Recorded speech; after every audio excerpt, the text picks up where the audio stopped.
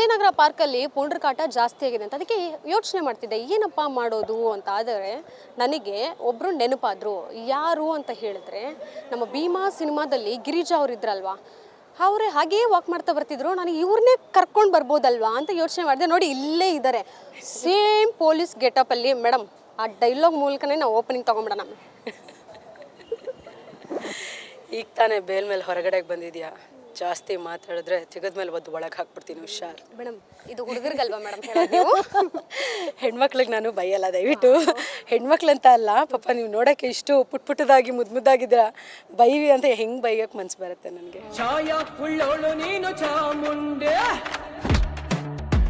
ನಿಮ್ಮ ಹೊಸ ಸಿನಿಮಾ ಒಂದು ಒಳ್ಳೆ ಮುಹೂರ್ತ ಆಯಿತು ಸಿನಿಮಾಗೆ, ಕುಂಭ ಸಂಭವ ಅನ್ನುವಂಥದ್ದು. ಒಂದು ಪ್ರಾಜೆಕ್ಟ್ ಮುಗಿತಿದ್ದಂಗೆ ನಿಮ್ಮ ಕೈಗೆ ಒಂದಷ್ಟು ಪ್ರಾಜೆಕ್ಟ್ಗಳು ಬರ್ತಾ ಹೋಗ್ತಿವೆ. ಏನು ಇದ್ರ ಮ್ಯಾಜಿಕ್ಕು, ಜೊತೆಗೆ ಕಷ್ಟಪಡ್ತಿದ್ರಿ, ಎಲ್ಲ ಒಂದು ಸಿನಿಮಾ ಬೇಕು, ಒಂದು ಸಕ್ಸಸ್ ಬೇಕು, ಇದು ನನಗೆ ಟರ್ನಿಂಗ್ ಪಾಯಿಂಟ್ ಅನ್ನೋ ರೀತಿ ಆ ಒಂದು ಪೀಕ್ ಸಿಕ್ಕಿದೆ ಅನಿಸುತ್ತಾ? ಖಂಡಿತ ಹೌದು. ಇವತ್ತು ಎಲ್ಲೇ ಹೋದರೂ ಪ್ರಿಯನ್ನ ಗಿರಿಜಾ ಅಂತ ಗುರುತಿಸ್ತಾರೆ. ಈಗ ನೀವು ಮಾತು ಶುರು ಮಾಡುವಾಗ ಹೇಳಿದ್ರಿ, ನಮ್ಮ ಭೀಮಾ ಸಿನಿಮಾ ಗಿರಿಜಾ ನಡ್ಕೊಂಡು ಬರ್ತಾಯಿದ್ರು ನೋಡಿದೆ ಅಂತ ಅಂದ್ಬಿಟ್ಟು. ಸೊ ಗಿರಿಜಾಗಿ ನಾನು ಎಲ್ಲರ ಮನದಲ್ಲಿ ಕೂತಿರೋದು ನನಗೆ ತುಂಬ ಹೆಮ್ಮೆಯ ವಿಷಯ. ಸೊ ಈ ಥರದ್ದೊಂದು ಕ್ಯಾರೆಕ್ಟ್ರು ಲೈಫ್ ಟೈಮ್ನಲ್ಲಿ ಸಿಗುವಂಥದ್ದು, ಈ ಥರದ್ದೊಂದು ಯಶಸ್ಸು ಅಥವಾ ಈ ಥರದ್ದು ಎಲ್ಲೇ ಹೋದರೂ ಜನಗಳ ಪ್ರೀತಿ, ಒಂದು ಆಶೀರ್ವಾದ ಇದೆಯಲ್ಲ, ಲೈಫ್ ಟೈಮ್ನಲ್ಲಿ ಸಿಕ್ಕುತ್ತೆ. ನನಗೆ ಅದು ಸಿಕ್ಕಿದೆ, ನಾನು ಅದಕ್ಕೆ ಯಾವತ್ತೂ ಚಿರಋಣಿ. ಸೊ ಎಸ್, ಏನು ಹೇಳೋಣ. ಒಂದು ಗ್ಲಾಮರಸ್ ಹೀರೋಯಿನ್ಗೆ ಯಾವ ರೀತಿ ಒಂದು ಇಂಪಾರ್ಟೆನ್ಸ್ ಸಿಗಬೇಕು, ಒಂದು ಪಬ್ಲಿಕ್ಗೆ ಬಂದರೆ ಒಂದು ಸೆಲ್ಫಿ ಇರ್ಬೋದು, ಫ್ಯಾನ್ಸ್ ಇರ್ಬೋದು, ಬಂದು ನುಗ್ತಾರೆ. ಅದೇ ರೀತಿ ನಿಮ್ಮನ್ನು ಆ ಪಾತ್ರದಿಂದನೇ ಇನ್ಸ್ಪೈರ್ ಆಗಿರುವಂಥ ಎಷ್ಟೋ ಜನ ಇದ್ದಾರೆ. ಸಣ್ಣ ಪುಟ್ಟ ಮಕ್ಕಳನ್ನ ಕರ್ಕೊಂಬಂದು, ಮೇಡಮ್ ನಿಮ್ಮ ಥರನೇ ನಮ್ಮ ಮಕ್ಕಳಾಗಬೇಕು, ಹಿಡ್ಕೊಳ್ಳಿ, ಸೆಲ್ಫಿ ತೊಗೊಳ್ಳಿ ಅನ್ನೋವಂಥದ್ದು ಒಂದು ನಾನು ಆ ದೃಶ್ಯನ ನೈಜವಾಗಿ ಇಲ್ಲಿ ನೋಡಿರೋವಂಥದ್ದು. ನಿಮಗೆ ಎಷ್ಟು ಖುಷಿ ಕೊಡುತ್ತೆ? ತುಂಬ ಖುಷಿ ಕೊಡುತ್ತೆ. ಅಂದರೆ ಯಾವಾಗಲೂ ಹಾಗೆ ಜನ ಒಂದು ಸಲ ಆಶೀರ್ವಾದ ಅಂತ ಮಾಡಿದ್ರೆ ಮನೆ ಮಗಳೇ. ಸೊ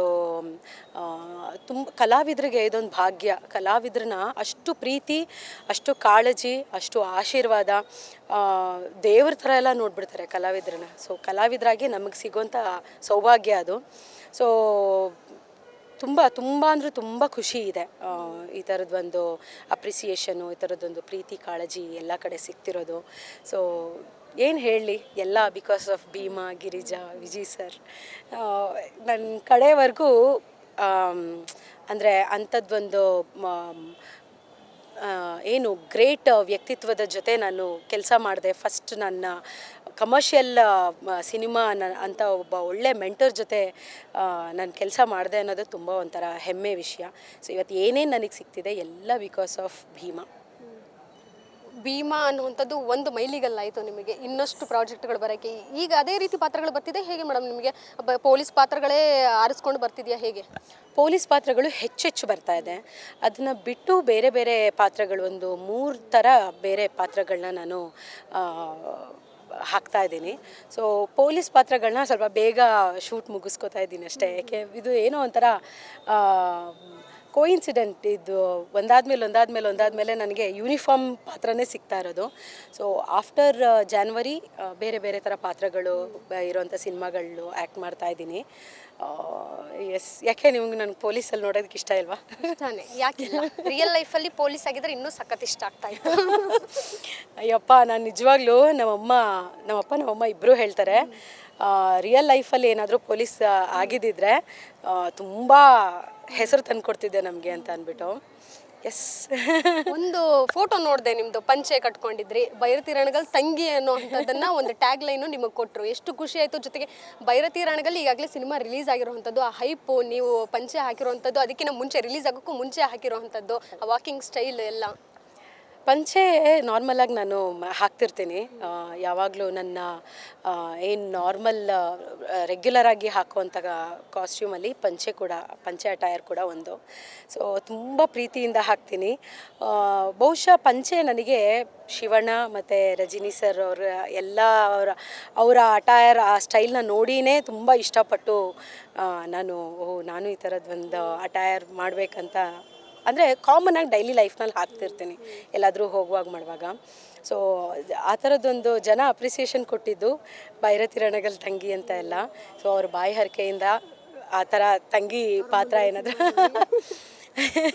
ಸಿಕ್ಕರೆ ನಂಗೆ ತುಂಬ ಖುಷಿ ಆಗುತ್ತೆ. ನಾನು ಶಿವಣ್ಣ ಇಬ್ಬರು ಪಂಚೆ ಉಟ್ಕೊಂಡು ಪಕ್ಕ ನಡ್ಕೊಂಬರ್ತಿದ್ರೆ ಅದು ಬೇರೆನೇ, ನೆನೆಸ್ಕೊಳ್ಳೋಕ್ಕೆ ಎಷ್ಟು ಖುಷಿ ಆಗ್ತಾ ಇದೆ. ಸಿನಿಮ್ಯಾಟಿಕ್ ಆಗಿ ಇನ್ನು ಬಂದರೆ ಇನ್ನು ಯಾವ ರೀತಿ ಇರ್ಬೋದು ಅನ್ನೋಂಥದ್ದೊಂದು.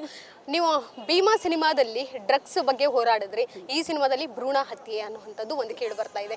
ನಿಮ್ಮ ಪರ್ಸನಲ್ ಲೈಫಲ್ಲಿ ಮ್ಯಾಮ್ ಕೇಳ್ತಾ ಇರ್ತೀರಾ ಆಗಾಗ, ಹೀಗಾಯಿತು ಹಾಗಾಯಿತು, ಮನೆಯಲ್ಲಿ ಅಪ್ಪ ಅಮ್ಮನೇ ಕೆಲವೊಂದು ಸಲ ಮಾತಾಡ್ತಿರ್ತಾರೆ, ಟಿ ವಿನಲ್ಲಿ ಏನೋ ಬರ್ತಿರುತ್ತೆ ಹೀಗಾಯ್ತು ಅಂತೆ ಛೇ ಅನ್ನೋಂಥದ್ದು. ನೀವು ಅದನ್ನು ಪರ್ಸನಲ್ ಲೈಫಲ್ಲಿ ನೀವು ನೋಡಿರೋವಂಥದ್ದು, ಈಗ ಸಿನಿಮಾದಲ್ಲಿ ಅದನ್ನು ಆ್ಯಕ್ಟ್ ಮಾಡ್ತಿರೋವಂಥದ್ದು? ನೇರವಾಗಿ ಪ್ರಾಮಿಸ್ ಆಗಲೂ ನಾನು ನೋಡಿಲ್ಲ. ಬಹುಶಃ ಬಾಯಿ ಬಡ್ಕೊಂಡು ಹತ್ಬಿಡ್ತೀನಿ ನಾನು. ಆ ಥರ ಎಲ್ಲ ಮಕ್ಕಳು ಆ ಥರ ಎಲ್ಲ ಎಲ್ಲೆಲ್ಲೋ ಅಂದರೆ ಸಿಗಬಾರ್ದು ಜಾಗದಲ್ಲೆಲ್ಲ ಸಿಕ್ಕಿದ್ರೆ ಅದನ್ನು ನೆನೆಸ್ಕೊಳ್ಳೋದಕ್ಕೆ ಸಂಕಟ ಆಗುತ್ತೆ. ಬಹುಶಃ ನೇರವಾಗಿ ನೋಡಿಬಿಟ್ರೆ ತುಂಬ ಬಾಯಿ ಬಡ್ಕೊಂಡು ಹತ್ಬಿಡ್ತೀನಿ ನಾನು, ಯಾಕೆಂದರೆ ಸ್ವಲ್ಪ ಎಮೋಷ್ನಲ್ ನಾನು. ಸೊ ಈ ಥರದ್ದೊಂದು ನಾನು ಅವಾಗಲೇ ಹೇಳಿದೆ, ಯೂನಿಫಾರ್ಮ್ ಒಂದೇ ಹಾಕಿದ್ರು ನನಗೆ ಸಿಗ್ತಿರೋ ಕೇಸ್ಗಳು ಬೇರೆ ಬೇರೆ ಅಂತ. ಸೊ ಡ್ರಗ್ ವಿರುದ್ಧ ಕೇಸ್ ಸಿಕ್ತು ಭೀಮಾದಲ್ಲಿ, ಕಸ್ಟಡಿನಲ್ಲಿ ಸೈಬರ್ ಕ್ರೈಮ್ ಬಗ್ಗೆ ನನಗೊಂದು ಕೇಸ್ ಸಿಕ್ಕಿತ್ತು. ಸೊ ಈಗ ನನಗೆ ಭ್ರೂಣ ಹತ್ಯೆಗೆ ಸಂಬಂಧಪಟ್ಟ ಒಂದು ಕೇಸ್ ಸಿಕ್ಕಿದೆ, ನೋಡೋಣ ಸಾಲ್ವ್ ಮಾಡೋಕ್ಕೆ ರೆಡಿ ಆಗಿದ್ದೀನಿ. ಸೊ ತುಂಬ ಸೂಕ್ಷ್ಮವಾಗಿರೋವಂಥ ವಿಷಯ ಭ್ರೂಣ ಹತ್ಯೆ ಅನ್ನೋದು. ಯಾಕೆಂತಂದರೆ ಇದು ಯಾಕಾಗುತ್ತೆ ಏನು ಎತ್ತ ಅಂತ ಕೇಳಿದಾಗ ತಕ್ಷಣಕ್ಕೆ ಯಾರಿಗೂ ಏನೂ ಹೇಳಬೇಕಂತಲೇ ಗೊತ್ತಾಗಲ್ಲ. ಇದನ್ನು ನಾವು ಕೇಳಿರ್ತೀವಿ, ಬಟ್ ಇದರ ಹಿನ್ನೆಲೆ ಜಾಸ್ತಿ ನಮಗಷ್ಟು ಗೊತ್ತಾಗಲ್ಲ. ಸೊ ಈ ಸಿನಿಮಾದಲ್ಲಿ ಅದಕ್ಕೆ ಸಂಬಂಧಪಟ್ಟ ಹಾಗೆ ಒಂದಷ್ಟು ವಿಷಯಗಳು ತರ್ಕೊಳ್ತಾ ಹೋಗುತ್ತೆ. ಸೊ ಅದರ ಎಕ್ಸ್ಪೀರಿಯನ್ಸ್ ನಿಮಗೆಲ್ಲರಿಗೂ ಖಂಡಿತ ಆಗುತ್ತೆ. ತುಂಬ ಒಂದು ಎಮೋಷ್ನಲ್ ಆಗಿ ಒಂದು ಬ್ಯೂಟಿಫುಲ್ ಟಚ್ನ ಡೈರೆಕ್ಟರ್ ಸರ್ ಖಂಡಿತವಾಗ್ಲೂ ಎಲ್ಲರಿಗೂ ಸಿನಿಮಾ ಮೂಲಕ ಕೊಡ್ತಾರೆ. ಕಾಪ ಪಾತ್ರಕ್ಕೆ ನೀವೇ ಬ್ರ್ಯಾಂಡ್ ಅಂಬಾಸಿಡರ್ ಆಗಿದ್ದೀರಾ ಸದ್ಯಕ್ಕೆ. ಸೊ ಇದೇ ರೀತಿ ಪಾತ್ರ ಎಲ್ಲೋ ಒಂದು ಕಡೆ ಅನಿಸುತ್ತಾ ನಿಮಗೆ, ಈ ರೀತಿ ಪಾತ್ರಗಳು ನನಗೆ ಬರ್ತಾ ಇದ್ದರೆ ನೆಕ್ಸ್ಟ್ ಬೇರೆ ನಿರ್ದೇಶಕರು ನನಗೆ ಬೇರೆ ರೀತಿ ಪಾತ್ರಗಳನ್ನು ಒದಗಿಸೋದ್ರಲ್ಲಿ ಅಥವಾ ನಾನು ತೊಗೊಳೋದ್ರಲ್ಲಿ ಎಲ್ಲಿ ಅದರಲ್ಲಿ ಕಮ್ಮಿ ಆಗಿಬಿಡ್ತೀನಿ ಅನ್ನೋ ರೀತಿ ಏನಾದರೂ ಅನ್ನಿಸ್ತಾ, ಅಥವಾ ಇಲ್ಲ ಬರೋಷ್ಟು ನಾನು ಮಾಡ್ತೀನಿ ಅನ್ನೋ ರೀತಿನ? ಆ ಥರ ಎಲ್ಲ ಏನಿಲ್ಲ. ನಾನು ಅದನ್ನು ನಂಬೋದೇ ಇಲ್ಲ. ಬರೀ ಇದೇ ಪಾತ್ರಗಳನ್ನ ಮಾಡ್ತಾ ಹೋದರೆ ಬೇರೆ ಪಾತ್ರ ಸಿಗೋದು ಡೌಟ್ ಆಗುತ್ತೆ ಅನ್ನೋದೆಲ್ಲ. ಕಲಾವಿದೆಯಾಗಿ ನನ್ನ ತಯಾರಿ ಏನಿದೆ ಅದನ್ನು ನನ್ನ ಕಡೆಯಿಂದ ನಾನು ಮಾಡ್ತಿರ್ತೀನಿ. ಕಲಾವಿದೆಯಾಗಿ ನಂದು ಒಂದಷ್ಟು ಕನಸುಗಳಿದೆ, ಒಂದಷ್ಟು ಬೇರೆ ಬೇರೆ ಪಾತ್ರಗಳನ್ನ ಪ್ಲೇ ಮಾಡಬೇಕು ಅನ್ನೋದೆಲ್ಲ ಇದೆ. ಸೊ ಪ್ಲೇ ಮಾಡ್ತಿದ್ದೀನಿ ಕೂಡ. ಮುಂದಿನ ದಿನಗಳಲ್ಲಿ ಬಹುಶಃ ನಿಮಗೆ ಗೊತ್ತಾಗುತ್ತೆ. ಹೆಚ್ಚೆಚ್ಚು ಬಹುಶಃ ನಾನು ತುಂಬ ಆಸೆ ಪಟ್ಟಿರೋದಕ್ಕೆ ನನಗೆ ಯೂನಿಫಾರ್ಮ್ ಹೆಚ್ಚೆಚ್ಚು ಹಾಕ್ಕೊಳ್ಳೋದಕ್ಕೆ ಸಿಗ್ತಾ ಇದೆ. ಇವಾಗೆಲ್ಲ ನನಗೆ ಯೂನಿಫಾರ್ಮ್ ಹಾಕಿದ್ರೆ ಹೆಂಗಾಗ್ಬಿಟ್ಟಿದೆ ಅಂದರೆ ಡ್ಯೂಟಿಗೆ ಹೋಗ್ತಾ ಇದ್ದೀನಿ ಆ ಥರ ಫೀಲ್ ನಾನು ಶೂಟ್ಗೆ ಹೋಗ್ತಾ ಇದ್ದೀನಿ ಅಂತ ಪ್ರಾಮಿಸ್ ಆಗಲೂ ಫೀಲ್ ಆಗಲ್ಲ. ಓಕೆ ರೆಡಿ ಆದೆ, ನಾನು ಡ್ಯೂಟಿಗೆ ಹೋಗ್ತಾ ಇದ್ದೀನಿ ಥರನೇ ಫೀಲ್ ಆಗುತ್ತೆ.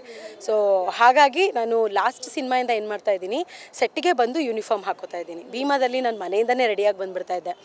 ಇವಾಗಲೂ ಎಲ್ಲ ಮನೆಯಿಂದ ರೆಡಿಯಾಗಿ ಬಂದುಬಿಟ್ರೆ ಹುಚ್ಚಿಡ್ದುಬಿಡುತ್ತೆ ನನಗೆ. ಏಕೆ ಅಂತಂದರೆ ರೋಡುದ್ದಕ್ಕೂ ಮತ್ತೆ ನಾನು ಡ್ಯೂಟಿ ಮಾಡ್ಕೊಂಬರ್ಬೇಕಾಗತ್ತೆ ಅಂತಂದ್ಬಿಟ್ಟು ಖುಷಿ ಅಂತೂ ತುಂಬ ಕೊಡ್ತಾ ಇದೆ.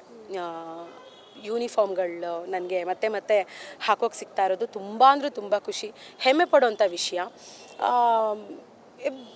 ಯೂನಿಫಾರ್ಮ್ ಅದನ್ನು ನಾನು ಆವಾಗಲೇ ಹೇಳಿದ್ನಲ್ಲ, ಯೂನಿಫಾರ್ಮ್ ಒಂದೇ ಆದ್ರೂ ನಾನು ಬೇಯಿಸೋಕೆ ಹೊರಟಿರೋವಂಥ ವಿಷಯಗಳು ಬೇರೆ ಬೇರೆ ಇದೆ. ಸೊ ಹಾಗಾಗಿ ನಂಗೆ ಯಾವುದೂ ರಿಪೀಟೆಡ್ ಅಂತ ಅನ್ನಿಸ್ತಾ ಇಲ್ಲ. ಯೂನಿಫಾರ್ಮ್ ಒಂದು ಬಿಟ್ಟು ಇನ್ಯಾವುದೂ ರಿಪೀಟೆಡ್ ಅಂತ ಅನ್ನಿಸ್ತಿಲ್ಲ. ಸೊ ಇದೊಂದು ಪವರ್ ಮೈ ಮೇಲೆ ಬಿದ್ದಾಗ. ಮ್ಯಾನಿಫೆಸ್ಟೇಷನ್ ಅನ್ನುವಂಥದ್ದು ಎಲ್ಲೋ ಒಂದು ಕಡೆ ನಿಜ ಅಂತ ಈಗ ಸದ್ಯಕ್ಕೆ ತುಂಬ ಜನ ಮಾತಾಡ್ತಿರೋ ಅಂಥದ್ದು. ಯಾವತ್ತಾದರೂ ನೀವು ಸಿನಿಮಾ ರಂಗದಲ್ಲಿ ನಾನು ಈ ಪಾತ್ರ ಮಾಡಬೇಕು, ಯಾರೋ ಒಬ್ರು ನೋಡಿರ್ತಾರೆ, ಮಾಲಾಶ್ರೀ ಮ್ಯಾಮ್ ಇರಬಹುದು, ಒಂದಷ್ಟು ಹೀರೋಯಿನ್ಸ್ ಕಾಪ್ ಒಂದು ಹಾಕಿದಾಗ, ಬಟ್ಟೆ ಹಾಕಿದಾಗ ಈ ರೀತಿ ಗತ್ತೆಲ್ಲಿಂದ ಬರುತ್ತೆ, ನಾನು ಹಾಕಬೇಕು ಅಂತ ಏನಾದರೂ ನೀವು ಅವತ್ತು ಮೈಂಡ್ ಫಿಕ್ಸ್ ಮಾಡ್ಕೊಂಡಿದ್ರೆ ಹೇಗೆ? ಖಂಡಿತ ಹೌದು. ಮ್ಯಾನಿಫೆಸ್ಟ್ ಮಾಡೋದನ್ನು ನಾನು ಮ್ಯಾನಿಫೆಸ್ಟೇಷನ್ ತುಂಬ ಅಂದರೆ ತುಂಬ ನಂಬ್ತೀನಿ. ಸಣ್ಣ ವಯಸ್ಸಿನಲ್ಲಿ ಅದೇನು ಅಂತ ನನಗೆ ಗೊತ್ತಿರಲಿಲ್ಲ.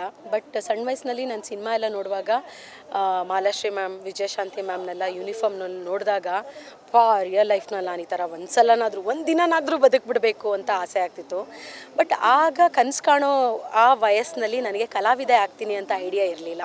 ಸೊ ನಮ್ಮ ಮನೇಲಿ ಯಾರೂ ಅಂದರೆ ಆರ್ಟ್ ಬ್ಯಾಕ್ಗ್ರೌಂಡ್ ಇರಲಿಲ್ಲ, ಸಿನಿಮಾ ಅಥವಾ ಆ್ಯಕ್ಟಿಂಗ್ಗೆ ಬ್ಯಾಕ್ಗ್ರೌಂಡ್ ಯಾರೂ ಇರಲಿಲ್ಲ.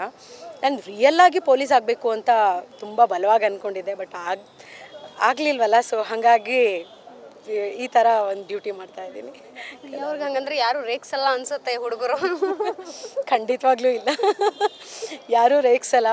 ಸೊ ನನ್ನ ವಾಯ್ಸ್ ಸ್ವಲ್ಪ ಜೋರು ಗಡ್ಸಿರೋದ್ರಿಂದ ನಾನು ಯೂನಿಫಾರ್ಮ್ ಇಲ್ಲ ಅಂದರೂ ಯಾರೂ ರೇಕ್ಸಲ್ಲ. ಸಾವಸನೇ ಬೇಡ ಅಂದ್ಬಿಡ್ತಾರೋ ನನಗೆ ಗಿರಿಜಾ ಅವ್ರದ್ದು. ಹೆಸರೇ ಕ್ಯಾರಿ ಆಗ್ತಿದೆ ಮ್ಯಾಮ್ ನಿಮ್ದು ಗಿರಿಜಾ ಅನ್ನೋಂಥದ್ದು. ಈಗ ನೆಕ್ಸ್ಟ್ ಜಾನಕಿ ಆಗ್ತಾ ಇದ್ದೀರಾ. ಇದು ಪಾತ್ರ ಯಾವ ರೀತಿ ಅವ್ರ ಮೇಲೆ ಮೋಡಿ ಮಾಡುತ್ತೆ ಗೊತ್ತಿಲ್ಲ, ಬಟ್ ಸದ್ಯಕ್ಕೆ ಅಲ್ಲಿವರೆಗೂ ಗಿರಿಜಾ ಅನ್ನೋಂಥ ಒಂದು ಅವರು ಮ್ಯಾನಿಫೆಸ್ಟ್ ಮಾಡ್ಕೊಂಡ್ಬಿಟ್ಟಿದ್ದಾರೆ ಅವ್ರ ಮೈಂಡಲ್ಲಿ. ಹೌದು, ಎಲ್ಲಿ ಹೋದರೂ ಗಿರಿಜಾನೇ. ನಾನು ಹೋಟೆಲ್ಗೆ ಊಟ ಕಟ್ಟಿಸ್ಕೊಳಕ್ಕೆ ಹೋದ್ರೂ ಯಾಕೆ ಗುರು ಬೇಗ ಕಟ್ಕೊಡು ಗುರು, ಗಿರಿಜಾ ಯಾಕೆ ಬೇಕು ಸಹವಾಸ ಅಂದರೆ ಅದು ತಮಾಷೆಗೆ ಹೇಳಿದ್ರು. ಬಟ್ ಒಂದು ಗಿರಿಜಾ ಮೋಡಿ ಅಂತೂ ಆಗಿದೆ. ಸೊ ನನಗೆ ಸಿಗ್ತಿರೋ ಹೆಸರುಗಳು ಅಷ್ಟೇ ತುಂಬ ಒಳ್ಳೊಳ್ಳೆ ಪವರ್ಫುಲ್ ಹೆಸರುಗಳು. ಗಿರಿಜಾ ಇರಬಹುದು, ಜಾನಕಿ ಇರಬಹುದು, ದುರ್ಗಾ ಇರಬಹುದು, ಎಲ್ಲವೂ ತುಂಬ ಪವರ್ಫುಲ್ ಹೆಸರುಗಳು. ಅದೊಂದು ಖುಷಿ ಇದೆ. Okay, all the best ma'am ನಿಮಗೆ. ನಿಮ್ಮ ಮುಂದಿನ ಸಿನಿಮಾಗಳು ನಾವು ಹೇಳೋಕ್ಕೂ ಮುಂಚೆನೇ ಎಲ್ಲ ಸಕ್ಸಸ್ ರೀತಿ ಒಂದು ನಮಗೆ ಕಾಣಿಸ್ತಾ ಇದೆ ಮೇಲ್ ನೋಟಕ್ಕೆ. Okay, very all the best. Thank you. Thank you so much. ನಿಮ್ಮ ಫ್ಯಾನ್ಸ್ಗೆ ಏನಾದರೂ ಹೇಳಿಬಿಡಿ ಮ್ಯಾಮ್. ಎಲ್ಲ ದಯವಿಟ್ಟು ಸಿನಿಮಾನ ಥಿಯೇಟ್ರಿಗೆ ಹೋಗಿ ನೋಡಿ. ನಮ್ಮೆಲ್ಲ ಕಲಾವಿದರುಗಳನ್ನ ದಯವಿಟ್ಟು ಆಶೀರ್ವಾದ ಮಾಡಿ, ಕಾಳಜಿ ಮಾಡಿ, ಪ್ರೀತಿ ಮಾಡಿ, ಹಾರೈಸಿ, ನಿಮ್ಮನ್ನು ಹೆಚ್ಚೆಚ್ಚು ಇನ್ನೂ ಒಳ್ಳೊಳ್ಳೆ ಪಾತ್ರಗಳನ್ನ ಹಾಕಿ ನಾವೆಲ್ಲ ನಿಮ್ಮನ್ನು ರಂಜಿಸ್ತೀವಿ. Thank you so much. Thank you. ಇದಿಷ್ಟು ನಟಿ ಪ್ರಿಯಾ ಅವರ ಮಾತಾಗಿತ್ತು. ಕ್ಯಾಮ್ರಾಮನ್ ಗುರು ಜೊತೆ ಕೀರ್ತಿ ಪಾಟೀಲ್, ಸಮಯ ನ್ಯೂಸ್, ಬೆಂಗಳೂರು.